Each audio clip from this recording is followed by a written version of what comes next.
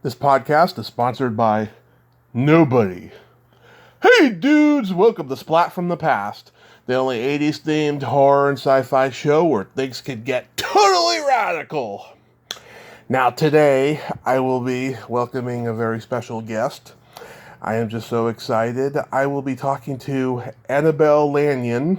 She played Oona, the fairy with wings, in the 1985 Sword and Sorcery classic Ridley Scott directed called Legend with Tom Cruise and Mia Sara. Tom Cruise actually had to kiss her in the movie.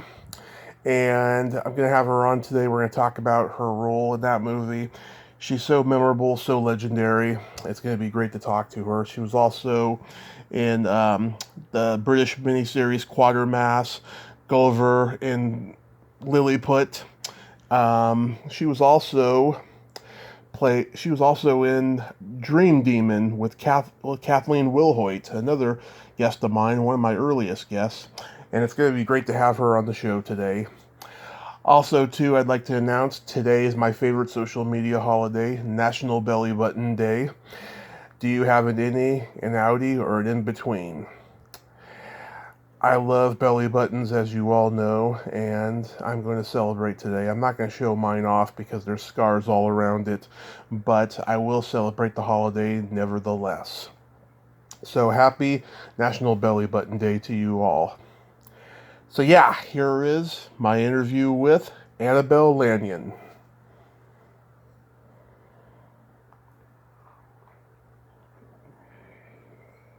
Hey Anna, welcome to the show. How are you today? I'm very well, thank you, Tommy. It's lovely to meet you and have an opportunity to talk to you. It's fun. Oh, my pleasure. Yes, likewise. It's an honor to meet you too. So, going back in time, you were a child actress. At what age did you start gravitating toward acting? I started at about 14. Mm-hmm. I wanted to start, but to begin with, I was dead keen to be a dancer.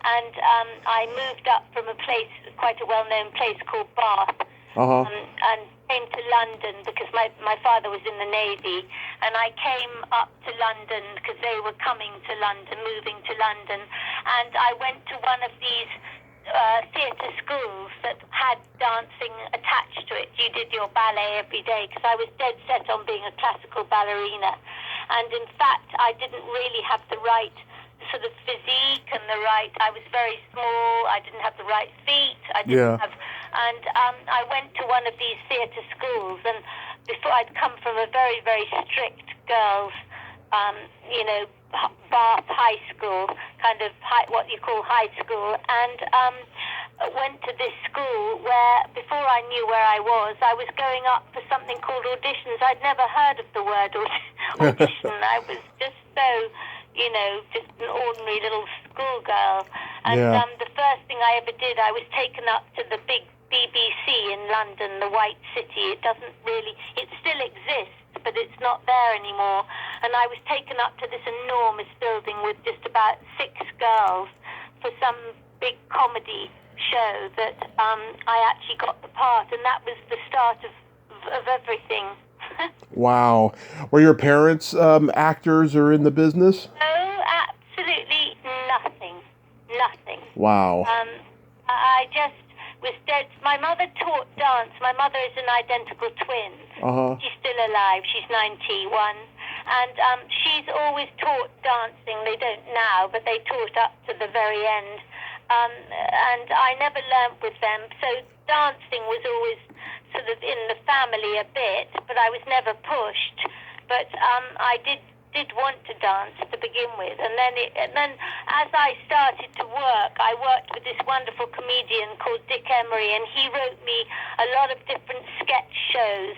Yeah. They asked me back and back, and he was this lovely character called Lampwick, and then he was a burglar, and they wrote, and in those days you had a live studio audience, so it was quite nerve-wracking, you know. Mm-hmm. The audience would come in the evening, and you know, they would be warmed up by the, whatever you call the guy who warms up, the warm-up guy, I think there's a special name for him. And then you would shoot, you you would shoot the different sketches, and so it was quite nerve-wracking, really. And then from then onwards, I just seemed to do one television after another. Right. Stop. Right. You played... Legend came sort of a bit further down the line. Right. Before we get to Legend, though, you played Isabel in the Quatermass miniseries. How was that experience? That was amazing. I didn't know what to expect. I didn't know who Piers Haggard was. I certainly knew who John Mills was because I adored Hayley Mills. I used to watch all her films. And Hayley Mills was his daughter, who, as you know. Yeah. And so I knew exactly who Sir John Mills was. But it was most extraordinary. I mean, it was so ahead of its time, really. I mean, I'd never heard of anything about the previous Quatermasses because I wasn't into science fiction. Now I'm much more aware of science fiction. But in those days, science fiction wasn't really, everything was the sort of good old classical sort of serial or, bog standard thing. And so it was very ahead of its time, really. And, and I had some amazing scenes where I was in the back of the van and being rattled. And there again, my makeup. I had some various scenes where I had to freeze up and, and then makeup and stuff. So there was a lot of makeup on it, too. Yeah. Did you get to work with Brenda Fricker? No. I worked with Margaret Tysack. She was, and Sir John Mills, a lot with Sir John Mills. I've got quite a lot of lovely, wonderful photographs of where we were filming with Sir John. But no, not Brenda Fricker. She was in it, was she? I should know that. Oh, yeah, she had a part in one of the incarnations of it, yes. Right, yes. She's a wonderful actress, wonderful. I love her work. But no, I didn't get to meet her. Mine was Margaret Tysack, John Mills, and Simon McCorkindale, who doesn't exist anymore, sadly. I think he passed away. And Barbara Kellerman. Oh, yes. Did you get to meet John Mills's daughters? No, no, I didn't actually. No, I mean, the filming was just such a hectic schedule. I remember these sort of long days and driving miles to wherever we were. It was outside of London, sort of outside Pinewood, and shooting on this fairly sort of barren place where they'd obviously sort of built a set because they had to build that amazing kind of Stonehenge and everything. So, no, I didn't meet his daughters. Mm-hmm. No. Yeah, it has a little bit of a cult following here in the U.S. Amongst the science fiction lovers. Does it? Because funny enough, I was contacted by a man who's writing a book all about it. Oh, and, nice. He was asking me all about memories and things about it. I don't know whether it's actually been published, but he was, he said there's quite a cult following. There's definitely quite a cult following over here, definitely. Yeah, oh, that's good. I hope that book happens. Yes, well, I think, I hope it does too. Everything's come to such a halt with this COVID. I mean, it's just been so awful, such a, so frustrating. Although I think people who write probably have got on better than most because they can sit at home and write or go out for long walks and write, whereas the rest of us all are utterly frustrated. Yeah, oh boy. Then you did Gulliver and Lilliput. Yes, that was BBC. I did that, and then I did a wonderful BBC series, The Old Curiosity Shop, which I had a wonderful part in that. I played the Marchioness, and that was a really lovely part. I loved doing that. It was a real character role. Yes. How did they make Gulliver look 50 feet tall without CGI in those days? I know. I don't know.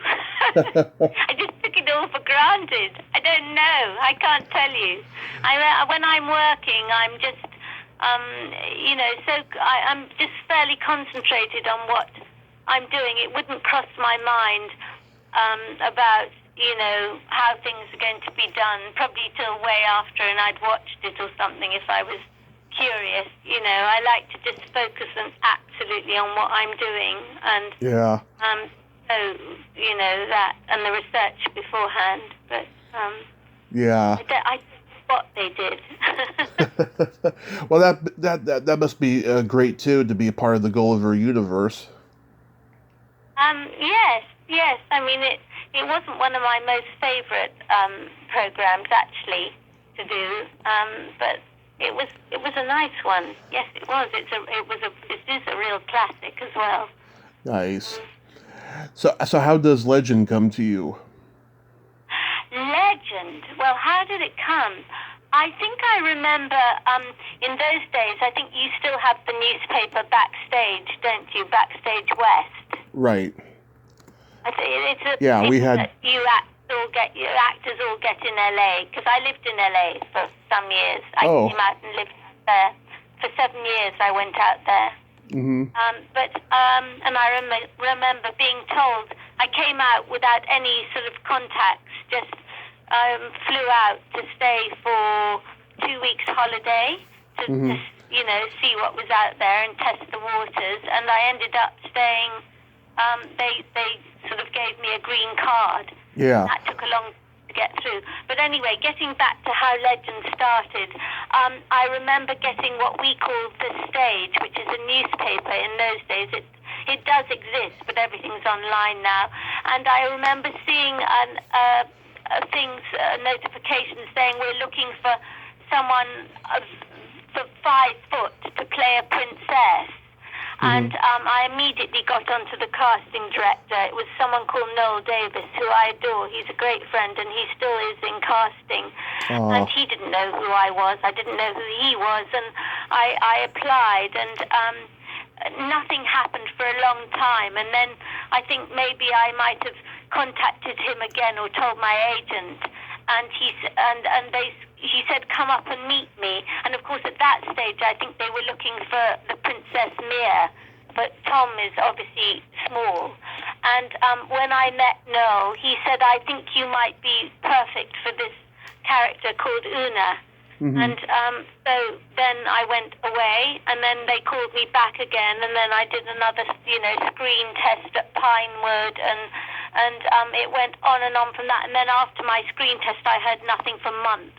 Absolutely, I think it must have been about 6 or 8 months. I heard nothing. Wow. And then, to the blue, it materialized.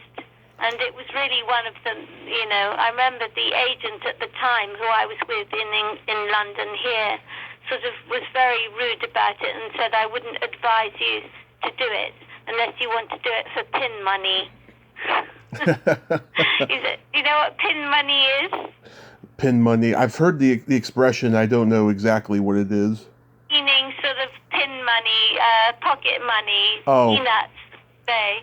Oh. So, yeah, we call that. I was doing some theatre at the time when it came through. I was doing a Russian play called a very heavy Russian play called The Power of Darkness, sort of thing, like Chekhov. It was actually Tolstoy, and I was doing that at the time in the theatre. And I remember the agent, they thought that was good work.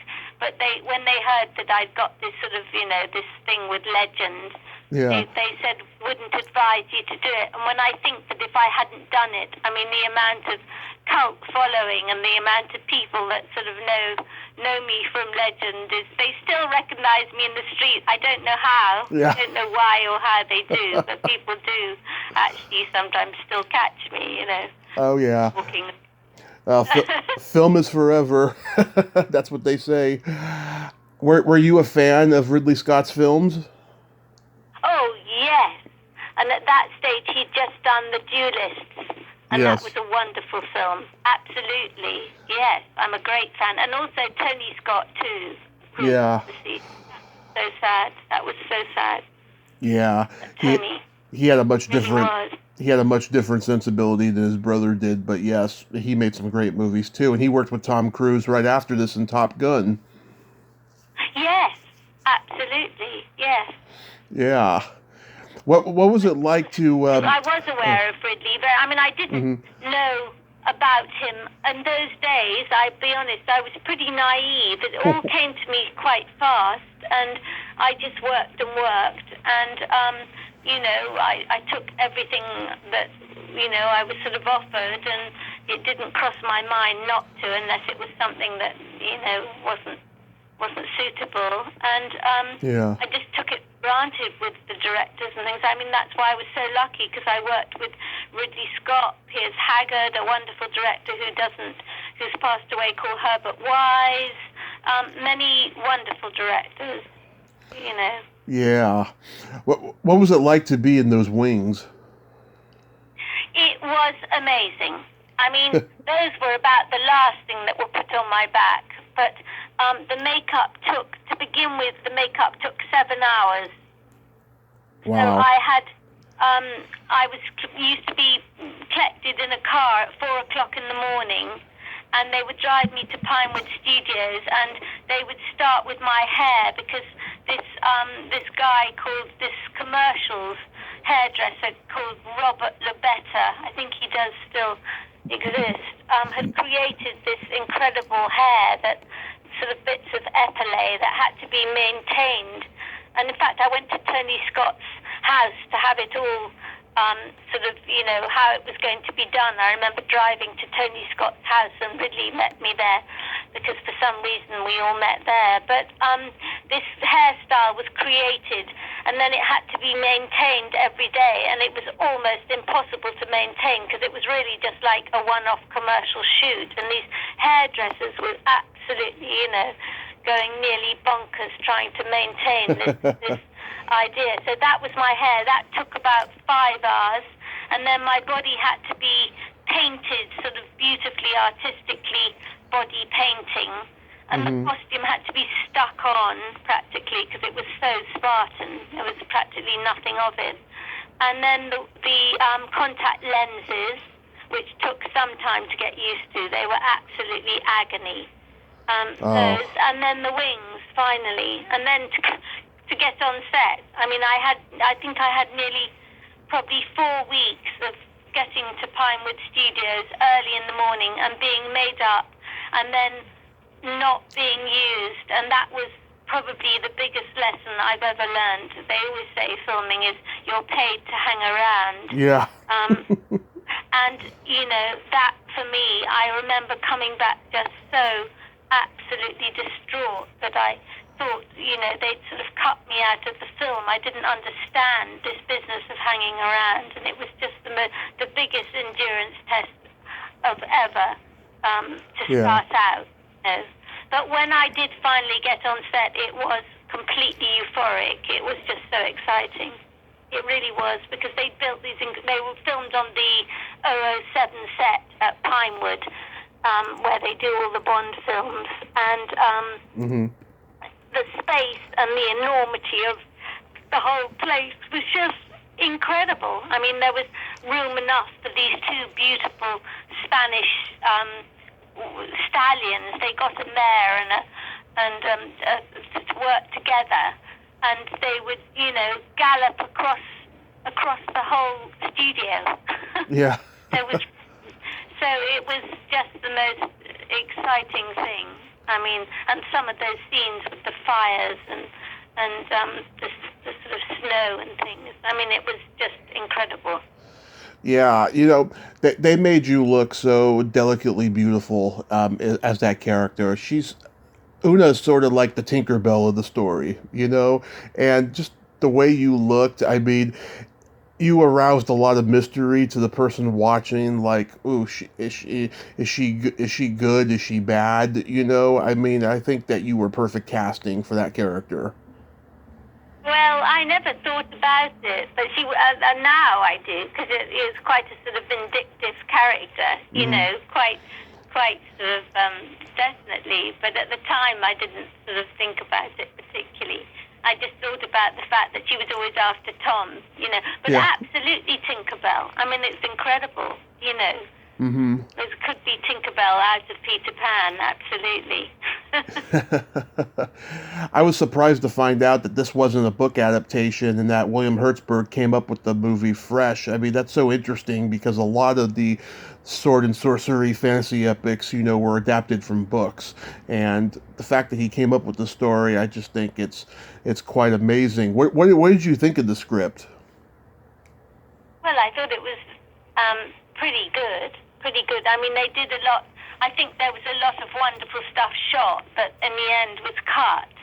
I mean, but I suppose that always happens. But no, I mean, it was such a lovely, wonderful fantasy film. I mean, there was just so much in it, and especially at that time. I mean, they had the other film Willow, but that was not a touch on legend, really. No. I don't think. It just wasn't. And Ridley is so brilliant. I mean, his whole sort of scenic visual quality is just absolutely stunning. He has an eye that no one else has. So, and he knows exactly what he wants. So, it was very exciting to work with him because he's he just knows exactly what he wants, and that's quite nice as an actor, I think. So often you get these young directors now when I'm doing sort of low budget films and things, and they just don't really know what they want. Yeah. They don't know how. First of all, they don't know how to communicate, and secondly, they're not quite sure what they want, which is all right as an actor. I mean, you can bring up lots of choices, but it's wonderful when you have these directors who just know exactly, and they can guide you through it.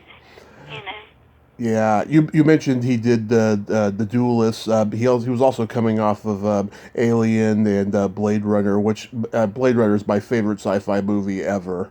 I think it's a wonderful movie. Yeah. Wonderful, and Aliens too. Yes, of course. I mean, he is the master of, and he's still around, which so many of them aren't. In fact, I was so glad that he got the award. Was it he got the honorary, didn't he? The honorary Academy Award? Yes, I think he got it. Was it last? I'm a bit confused about the years now with the COVID, but he definitely got the one sort of honorary award. Yeah, I didn't watch this year's Academy Awards because it was on Zoom. No, not this year. It wasn't this year. Definitely wasn't this year, but it was not long ago. Because I remember him saying, I'm available in 2021. It was about 2019. And thinking, oh my God, you've got like 3 years of work booked up ahead, Yeah. That's a great quote. Yeah, high time that he was given it. I'm not quite sure which one. It was one of those special ones. Yeah. So how was working with Tom Cruise? Oh, it was very serious, I think. He took it very seriously. Mm-hmm. And, I mean, with someone like that he was pretty much a star. I mean, it's amazing to think how much and how far he's come, because even at that stage, it was pretty obvious that he was really, really going to go far. You know? He took it very seriously, extremely seriously. Yeah, he was coming off of Risky Business and The Outsiders and all of those movies, and then absolutely. Then yes. he went right into Top Gun after this, and then that was it. He was the biggest star in the world. He was. I mean, it was, it's amazing to think what he has achieved, isn't it, really? It is, Star quality was obvious even then, Yeah, he didn't like the theatrical cut, from what I understand. Maybe it's because you were heavily cut out of it. Maybe who knows? He didn't like what?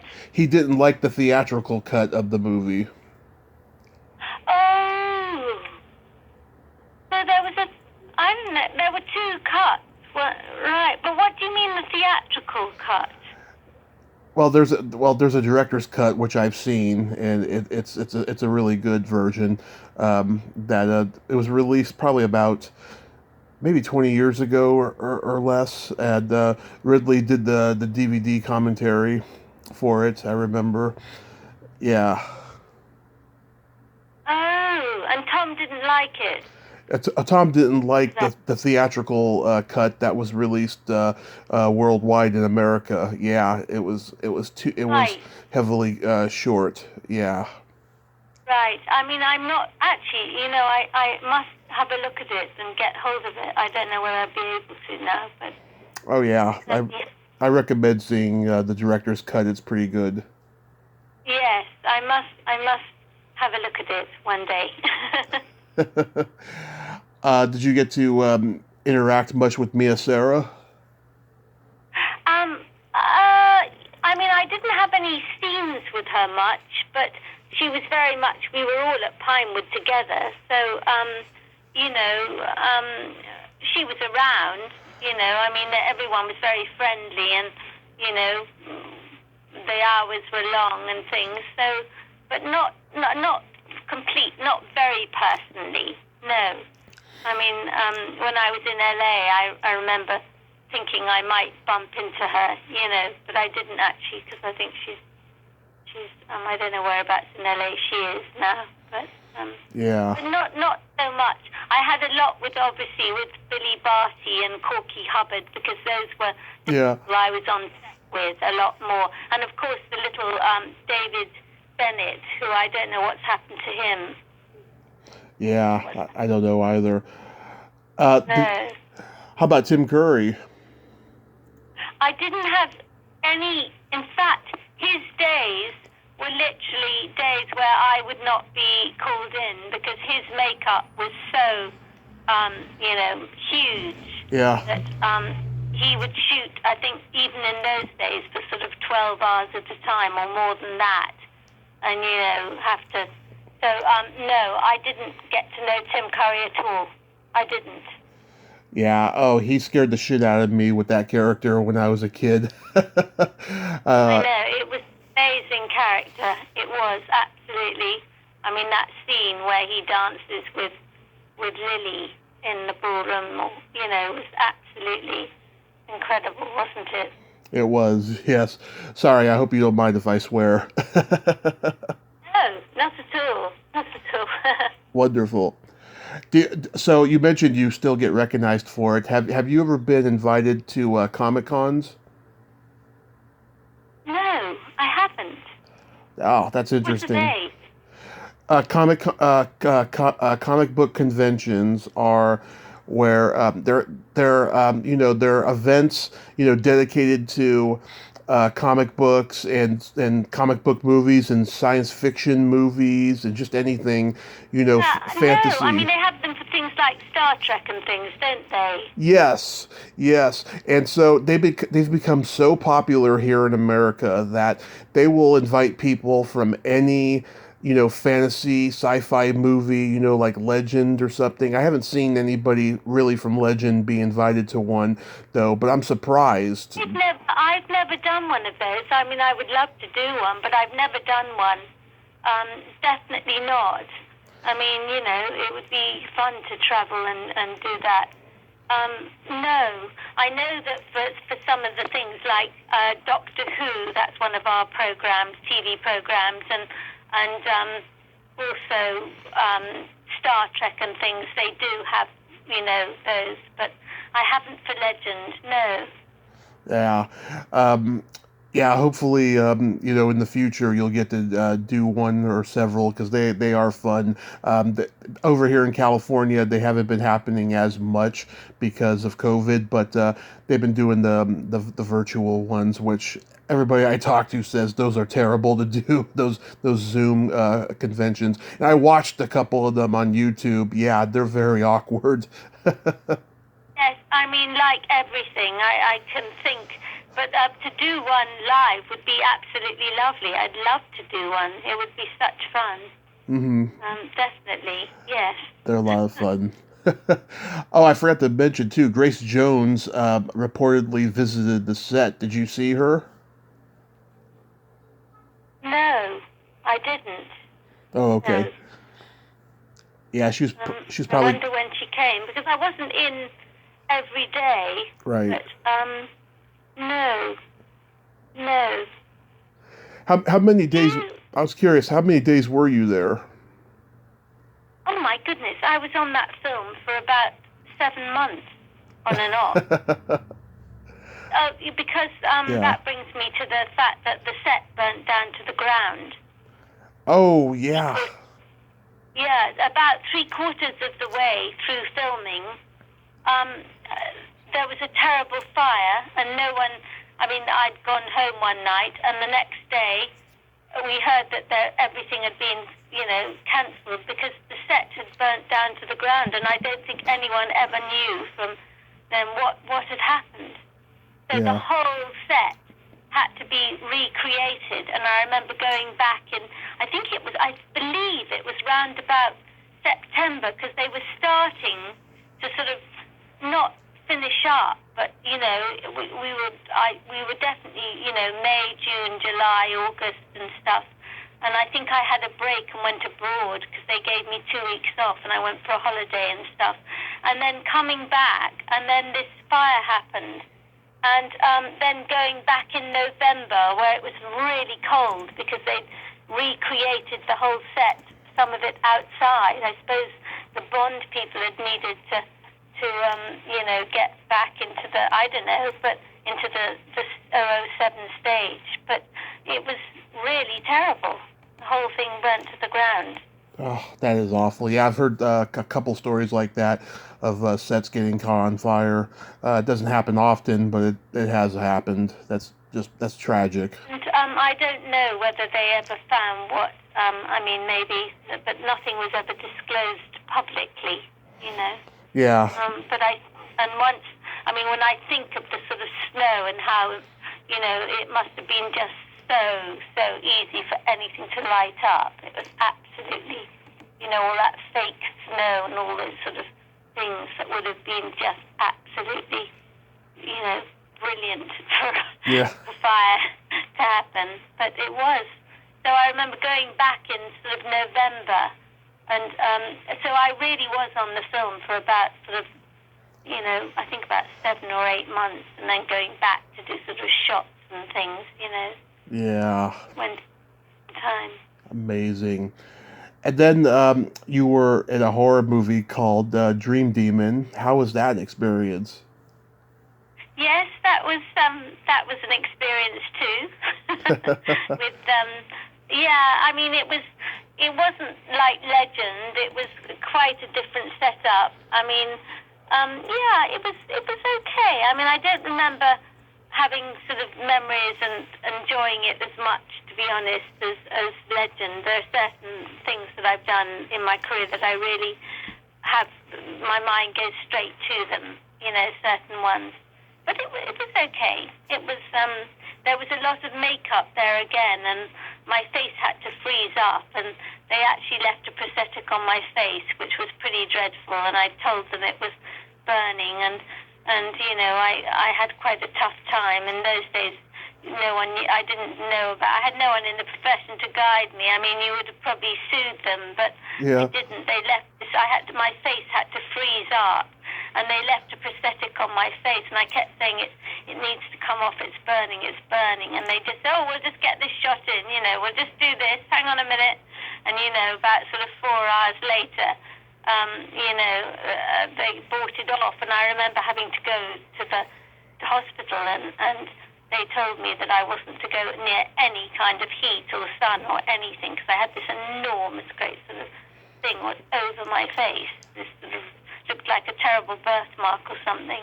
But, Yeah. So that was how I remembered that film. It wasn't, it wasn't anything like Legend, but it was okay. It was okay. Yeah. The star Kathleen Wilhoit, she was one of my earliest interviews. She's a character. She was driving from San Diego to L.A. after teaching an acting class over there, and she was just really funny. And she didn't have a ton of things to say about movies that she made, but she was very entertaining. Is she still at it? Does she still act? fact or not? Oh yes, and she's a musician too. She performs a lot in L.A. In a lot of the clubs and stuff. At least she did before COVID hit. And oh yeah, I looked at her Oh, IMDb. how amazing! I mean, I remember thinking she's a really quirky character. Yeah, So quirky and really nice. But she was lovely and so American. yeah, So lovely, just so warm and easy. Fun. yeah, The difference, from the quite different from Gemma Redgrave, who would have been very British. yeah.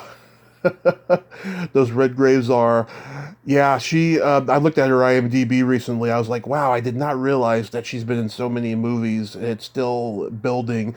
Yeah, she's a very talented woman. Very talented. I must look at her IMDb too. Yeah, that's really interesting. Yeah. Yeah. So what year did you move to LA? I went to LA I went for 2 weeks holiday, and I think it was 98.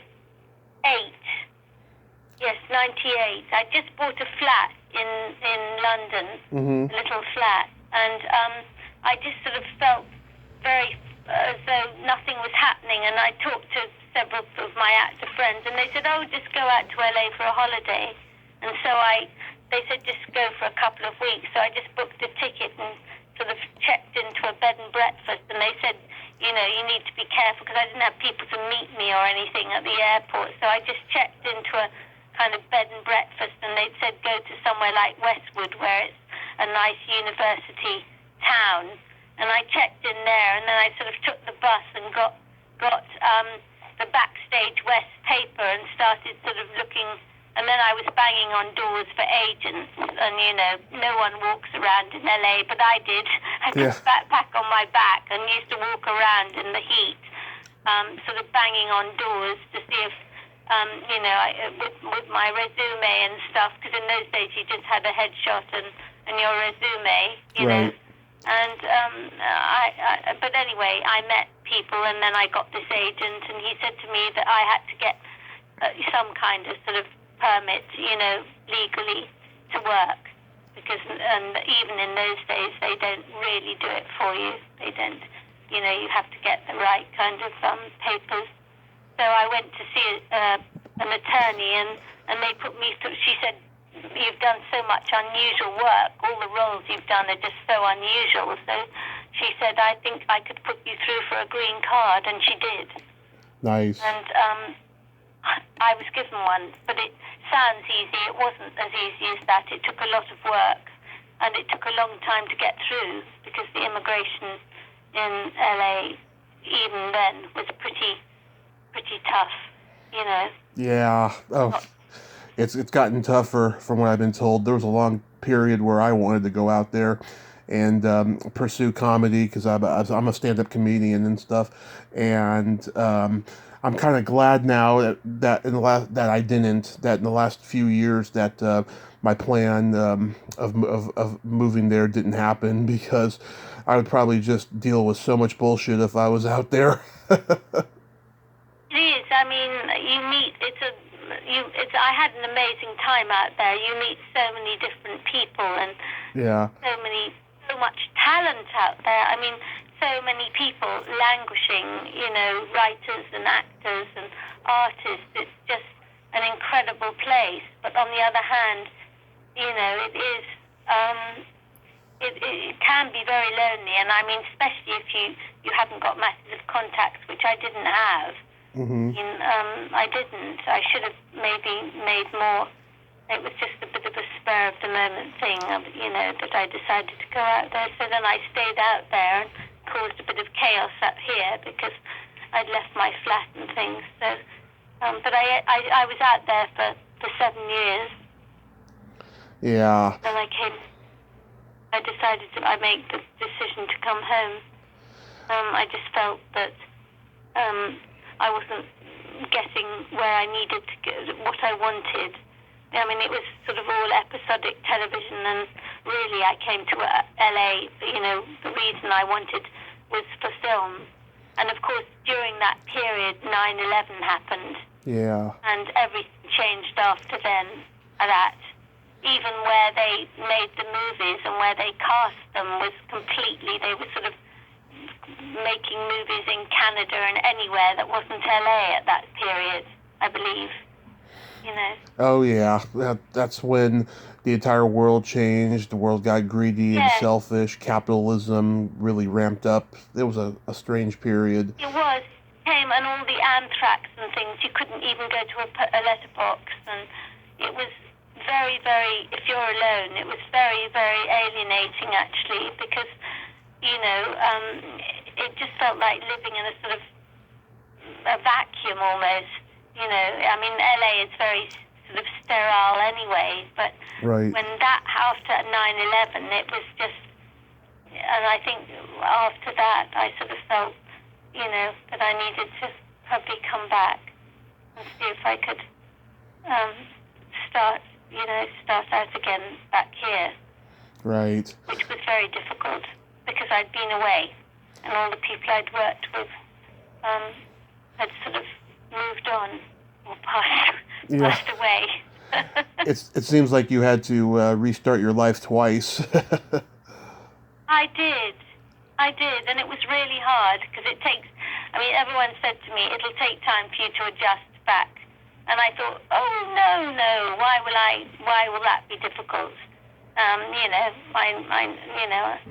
my family are all in London, so I was lucky enough that I wasn't living with them, but they're all around. But anyway, it did take me time to slightly adjust back, and then add to that the profession, how it's changed, and how really it had gone exactly as LA. It was all about celebrity and who you were, and whether you'd been on television or on the soap opera and all that sort of thing, and it had become so much more like that over here too. Yeah, too bad you didn't. I did have to start my career again. I was applying for sort of low-budget short films and things, and and I'm still finding it pretty hard. I mean, I'm totally dedicated, and I just so love what I do, but part roles are hard to come by now. They're really hard. Good roles, and the competition for them is obviously even more fierce.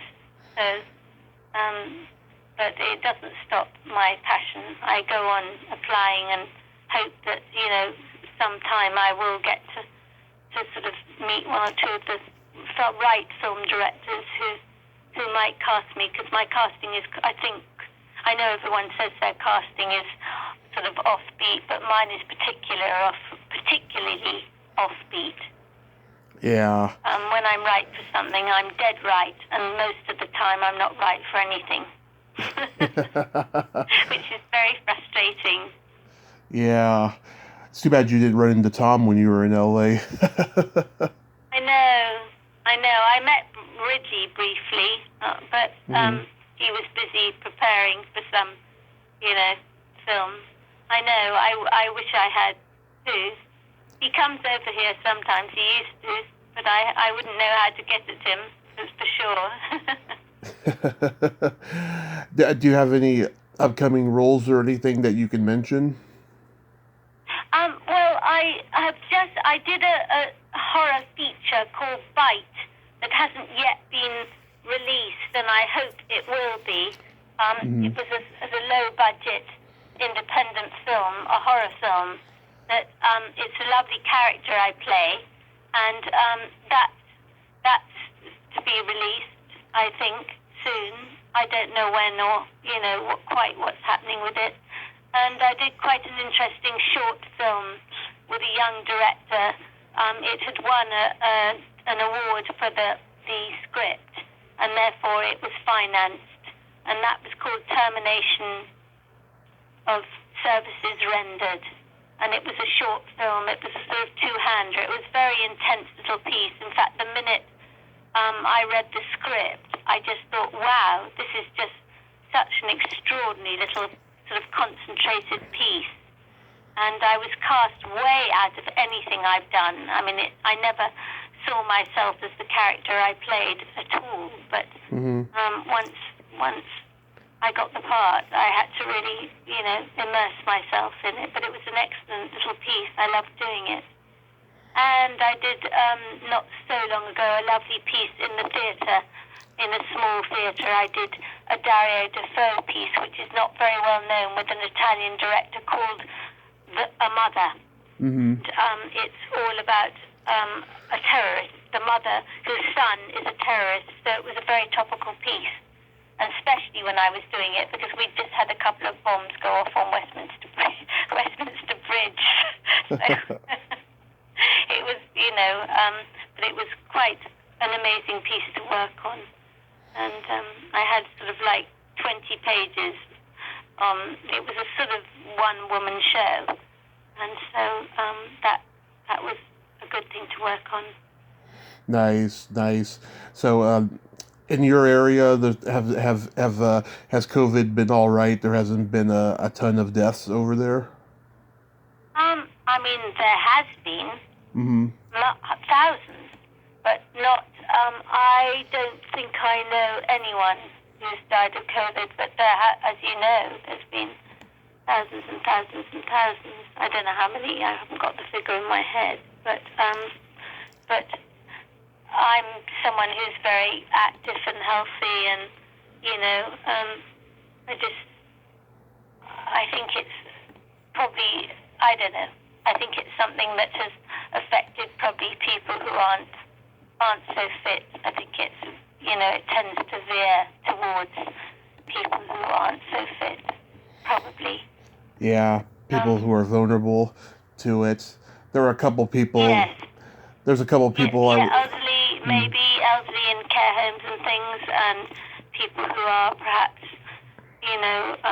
it definitely seems to be ethnic, doesn't it, as well, for some reason, which is absolutely extraordinary, work that out, why it affects them more.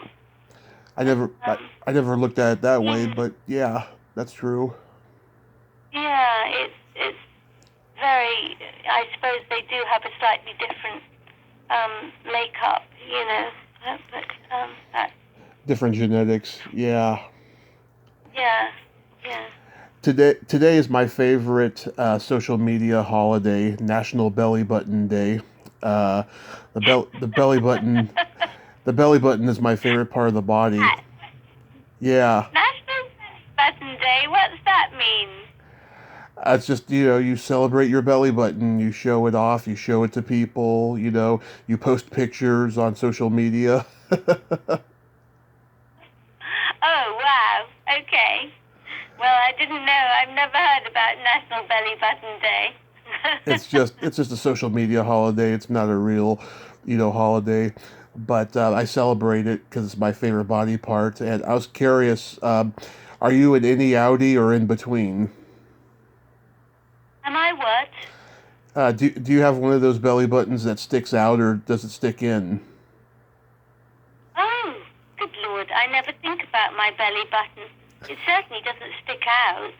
I don't think it sticks out at all. No. It just... I better take a look at it and see. Yeah. Let me have a look. Oh, no, it definitely doesn't stick out. It sticks in. What does that mean? Well, when you're born, the doctor cuts the umbilical cord. Sometimes he cuts it wrong. Sometimes he cuts it right. Right. So this does stick out. Yeah, that's called an outie. Oh, does it? Oh, okay. So, okay. Yeah. I'm not quite sure what to say about that, but anyway, mine definitely doesn't stick. Mine was a tidy job, I think. Yeah, same here. Mine is very deep. And I'm very lucky to have that. If you have a deep belly button, that means that you're going to be healthy and live a long time. Does it? Yeah. Oh, well, that's good news.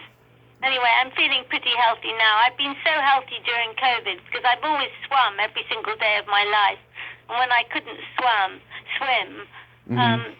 That was really difficult for me for like 3-4 months, and then another few months, and another few months. But I did lots of sort of walk. I walk miles, and I do rowing machine. I don't actually run because I have a slightly dodgy knee, but I do a lot of exercise. I love being out in the fresh air.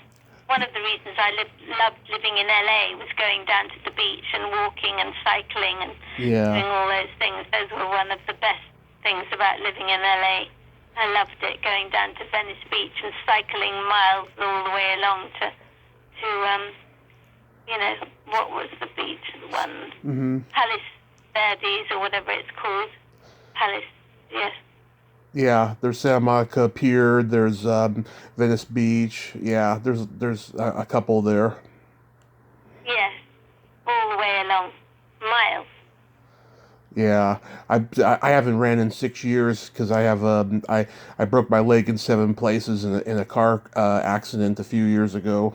So yeah, I understand. Well, I actually, I have a slightly sort of bad knee, and I know that the minute I start running on it, it just doesn't work for me. So I just do everything else. I swim, I cycle, I walk, I do the rowing machine, but I don't actually run on it. It's not something I do.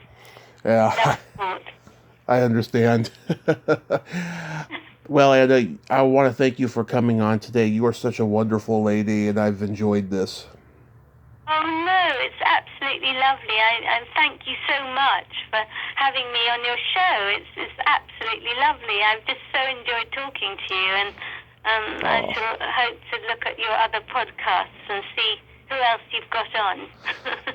Make sure you're sitting down because your jaw will drop when you see the people I've talked to. Oh, my goodness. It's been... Can you send me a link or something? Oh, absolutely. Yeah. I mean, it's been... I'm not so good on social media and all these different, platforms and things. So I'd love you to send me a link. That would be really lovely. Absolutely. I want to share my amazing adventure with you and everybody because it's just been extraordinary for me the last 4 years that I've been doing this podcast. But in the meantime... Who are the people so I would know that you've been doing lately then, or some other people? So many people. I mean, as far as English actors go, I've talked to a lot of guys who were in the Star Wars movies playing stormtroopers, and what do you call those guys? They were in the flight suits, flying those planes in space with Luke Skywalker. I've talked to a couple of those guys. And I've talked to a lot of people. Right now, you're my 1,248th guest. Oh, wow. Yeah. How amazing. Gosh, that is incredible. So when did you start up, did you say? Started it up? In May of 2017, following my car accident, which was in 2015. I wanted to start a podcast so I can talk to the people I love who have entertained me from cult films and music and comedy, and relate to them and keep their work alive, because even though there's all this technology we have in front of us with the internet, so many people are forgetting a lot of entertainment from the past. So I want to help, keep it alive, and there's a lot of podcasts out there that are doing that, but me, I have a much more deeper spin on it because I like to go deep with people. Well, I certainly enjoyed talking to you, and it was really lovely that you asked me. I thank you very much indeed. I hope that maybe we can meet again, maybe if I'm doing something else or whatever. Oh, I would love that. Yes, let's stay in touch, and you stay safe over there and have a great night.